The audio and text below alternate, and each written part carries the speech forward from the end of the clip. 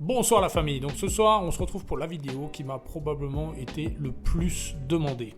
On va parler d'un chien qu'on voit encore assez peu malgré des qualités exceptionnelles et une très grande notoriété.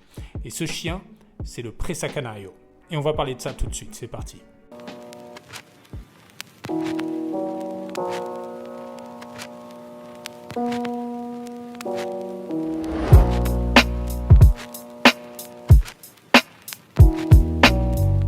Bon alors déjà je voudrais remercier toutes les personnes qui m'ont conseillé de faire cette vidéo, elles sont nombreuses donc merci beaucoup et vous aussi si vous avez une idée de race, de chien que vous voulez que je traite, n'hésitez pas à le dire dans les commentaires. Mais d'abord, un peu d'histoire. Pour comprendre l'origine du Presa Canario, il faut remonter au 1er siècle après Jésus-Christ. Les îles Canaries étaient habitées par les Guanches, un peuple berbère descendant des peuples d'Afrique du Nord. Alors il y a plusieurs hypothèses sur l'origine du nom des îles Canaries, mais la plus probable est que cela signifiait l'île aux chiens, du latin Canariae Insulae. Un nom donné par les Romains qui, durant leur première visite, ont été surpris par le nombre de chiens sur l'île. Une hypothèse soutenue par Pline l'Ancien qui, dans ses textes, décrivait, je cite, des grands chiens. Et pour l'oiseau, c'est le contraire. C'est pas l'oiseau qui a donné son nom à l'île, c'est parce que l'oiseau était sur cette île qu'on l'a appelé le Canari. Les Guanches sont donc arrivés aux Canaries avec des chiens berbères d'Afrique du Nord. En Afrique du Nord, au 1er siècle après Jésus-Christ, il n'y a pas de preuve de l'existence de molosses, et on parle surtout de l'aïdi et du slougi. Et comme je le disais précédemment, Pline, dans sa description, décrit des grands chiens, donc moi je penserais plus pour des slougis, qui en gros, à l'époque, étaient des genres de greyhound en plus épais. Donc, même si ça prouve qu'aux îles Canaries, il y a toujours eu une proximité avec les chiens, on est encore très loin du Presa Canario. Pour le Presa Canario, il va falloir attendre le XVIe siècle avec l'arrivée des conquistadors, notamment celle de Jean de Béthencourt, envoyé par le roi Henri III de Castille. L'invasion des Canaries par l'Espagne va durer environ un siècle, de 1402 à 1496, avec une guerre contre les Guanches natifs. Les conquistadors sont arrivés avec 3 chiens. D'abord le Becerrillo pour la guerre, un genre de mastif présent en Castille, des Alanos pour la garde et pour l'élevage des troupeaux, et des Greyhounds pour la chasse.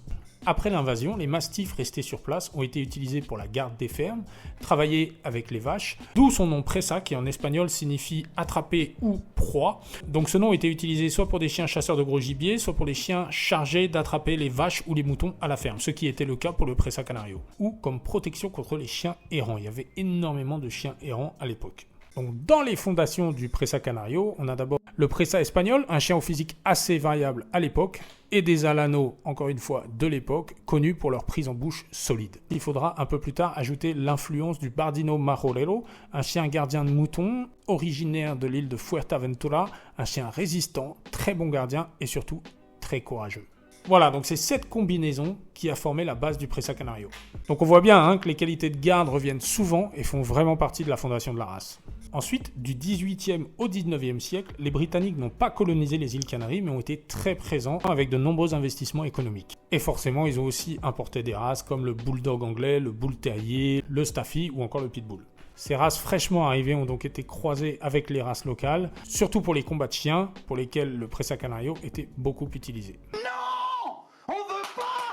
Donc les combats avec le Presa Canario ont duré donc pendant le 19e et le 20e siècle, donc finalement pendant une assez longue période. Et donc pendant toute cette période, la sélection a été focalisée sur l'agressivité entre congénères jusqu'en 1940 avec le passage de l'interdiction des combats de chiens. No fucking fighting! Alors les combats n'ont pas cessé directement en 1940, on va dire que ça a pris 10 ans pour que ça s'arrête complètement, mais donc de 1940 à 1950, on a vraiment vu une diminution catastrophique du nombre de Presa Canario dans les îles Canaries, à tel point que cette race a failli disparaître. À ce même moment, l'introduction du berger allemand, du Doberman et du dog allemand et d'autres races européennes a accentué son déclin. Des nouvelles races à la mode, largement préférées par les locaux. Heureusement, quelques fermiers et éleveurs ont gardé des individus et en 1970, quelques amateurs de la race ont décidé de redévelopper l'élevage. On a assisté à une sélection assez proche de celle du dog argentin, dans le sens où la détermination et le courage dont il faisait preuve pendant les combats, ce qu'on appelle le gameness dans le monde du pitbull, donc a été redirigé au cours d'une sélection, sur plusieurs générations bien sûr, pour obtenir des chiens avec le même courage, mais dédiés cette fois-ci à la protection d'une propriété ou de sa famille. Sachant que, comme on l'a vu précédemment, ils avaient déjà un background d'anciens gardiens. Donc ils ont obtenu des chiens rustiques, massifs, fonctionnels, calmes, avec un instinct de garde très développé et un courage hors du commun. Une élite. Les meilleurs des meilleurs. En 1982, un groupe d'éleveurs de Tenerife a formé une association, le Club Espagnol del Presa Canario.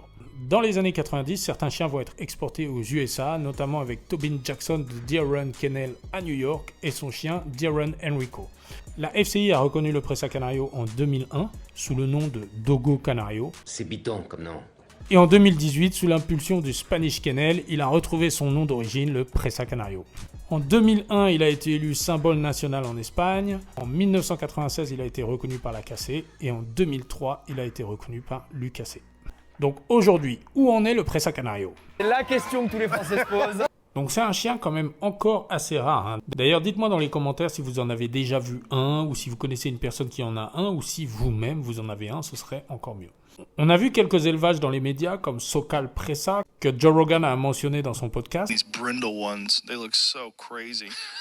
They're like the ultimate guard dog. Physiquement, le Presa Canario est un chien massif avec un bassin un peu plus haut que le garrot, ça c'est une de ses particularités. Des os épais, une tête massive avec un masque noir. Pour les poids, donc pour les femelles, on est entre 40 et 50 kg et pour les mâles, on est entre 45 et 60 kg. Au niveau des couleurs, donc même si la couleur la plus médiatisée, je dirais, est le bringé, il y a plusieurs couleurs acceptées. On a du bringé, du plus clair au plus foncé, du fauve, la couleur des lions un petit peu, du sable, et maintenant, du coup, depuis 2023, du noir. C'était autorisé à l'étranger avant, mais pas en France, et maintenant ça l'est. Pour le caractère, donc on a affaire à un molosse, donc un chien sensible malgré les apparences, qui nécessite une constance dans l'éducation et un gros travail de sociabilisation, notamment à cause de son passé, même s'il est lointain, de chien de combat. Pour moi, c'est une socia dès le départ de chez l'éleveur. On s'arrête pas jusqu'à 2 ans. On s'arrête pas jusqu'à 2 ans avec tous les animaux. Entre chiens, il faut faire une grosse socia et c'est pas à 8 mois où on se dit bon bah c'est bon, le chien, il n'y a pas de souci avec les autres, on peut arrêter. Et on le ressort à 2 ans. Entre-temps, il y a eu la fin de la croissance, hormonale aussi, c'est beaucoup ça qui joue, et ça passe plus du tout. Les problèmes entre congénères, alors ça va dépendre des personnes, des éleveurs. Moi, par exemple, je dis régulièrement mâle avec un autre mâle, en tout cas dans la même race, ça peut être bien pendant les premiers mois. Au bout d'un moment, ça va devenir compliqué.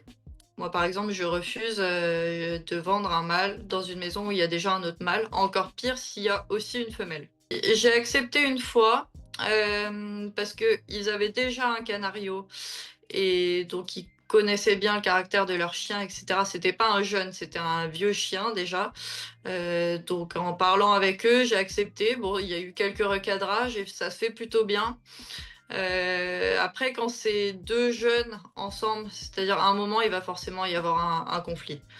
Les femelles ensemble, généralement, ça passe. On arrive à faire cohabiter. Après, quand c'est d'autres races, à voir selon les chiens qui sont déjà présents. Canario, mâle ensemble, à un moment, ça va finir par pas toujours le faire. Ils sont géniaux. Par contre, on n'a pas le droit de se louper avec eux, que ça soit dans tous les points.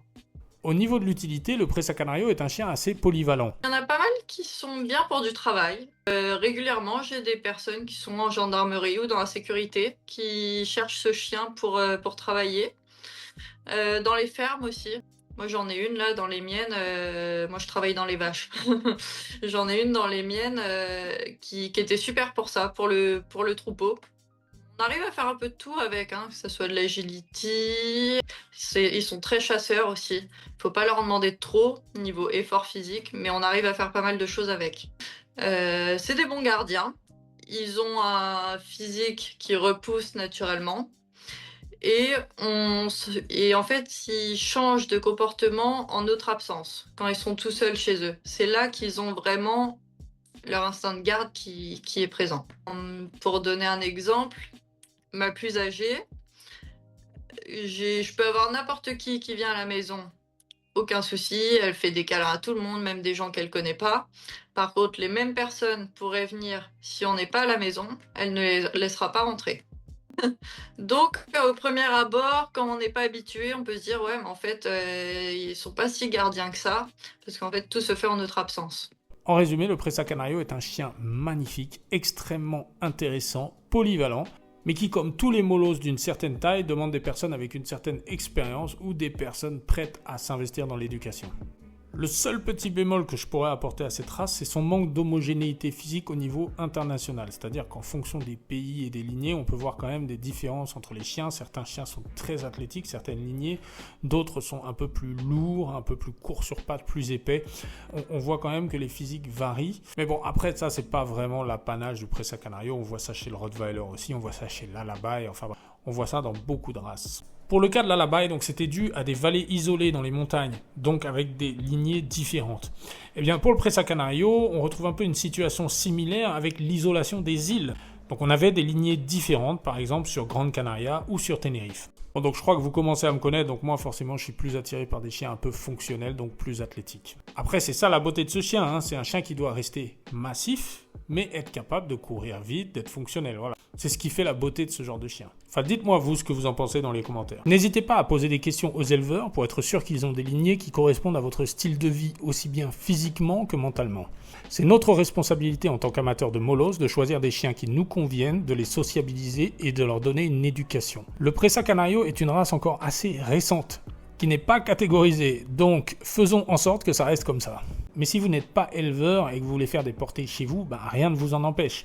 Mais essayez d'avoir un projet dans la sélection des mâles et des femelles pour aller dans la bonne direction dans l'intérêt de la race.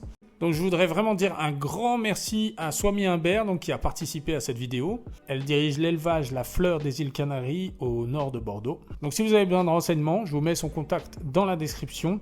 Personnellement, j'apprécie beaucoup sa sélection, sa façon de travailler aussi, dans le respect de la race et guidé par la passion. N'hésitez pas à la contacter. Voilà la famille, le Presa Canario. Bon, depuis le temps que vous me le demandiez, j'ai été très très heureux de faire cette vidéo. Comme je vous le dis, vraiment j'adore ce chien, je trouve ça absolument splendide, c'est magnifique.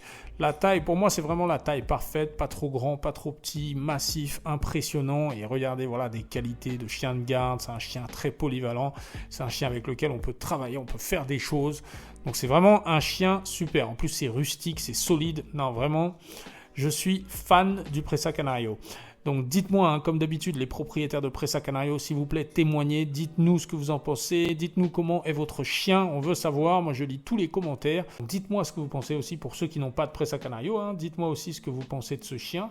Est-ce que c'est un chien qui pourrait vous intéresser? Dites-moi aussi s'il y a des races de chiens que vous voulez que je traite pour une prochaine vidéo. Merci beaucoup pour tous vos commentaires, c'est toujours un plaisir de les lire, vraiment, ils sont de plus en plus nombreux, donc merci.